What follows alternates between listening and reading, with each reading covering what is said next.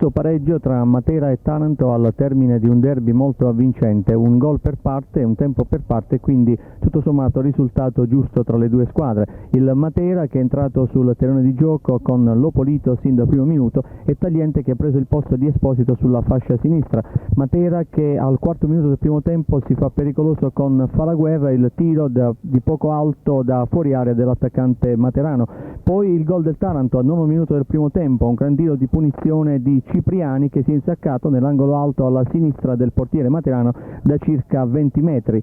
Il Matera accusa il colpo, però riesce a replicare e al 17° un colpo di testa di Tagliente si fa molto pericoloso, salva proprio sulla linea il portiere del Taranto imparato. Il Taranto comunque nel primo tempo ha controllato meglio la gara rispetto alla squadra materana e in contropiede ha avuto anche qualche occasione per raddoppiare. Al 24° il numero 7 del Taranto Aruta è sfuggito al fuorigioco del Matera, è stato fermato poi dal fischio dell'arbitro dopo che aveva tirato sul portiere della Torre in uscita. Al 37° un lancio in profondità di Caputo per lo stesso Aruta, appena dentro l'area il tiro dell'attaccante tarantino di poco fuori. Nel secondo tempo Matera più deciso con l'ingresso di La Torre al posto di Lopolito. Al 15° fa la guerra di testa appoggiato su Zian, il quale è stato anticipato da due passi dal portiere imparato, e al 20° c'è stato il pareggio del Matera, atterramento in piena area di Zian spinto alle spalle da un difensore del Taranto,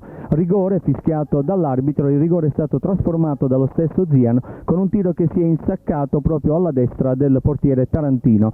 Partita che a quel punto non aveva più niente da dire, le due squadre si sono accontentate del pareggio e incominciata la girandola nel finale delle sostituzioni e la gara si è trascinata fino al 90° senza grossi sussulti, un pareggio tutto sommato giusto. Il Matera che prolunga la sua serie consecutiva, arrivato ormai a 8 risultati utili e resta comunque ben insediata nella zona playoff.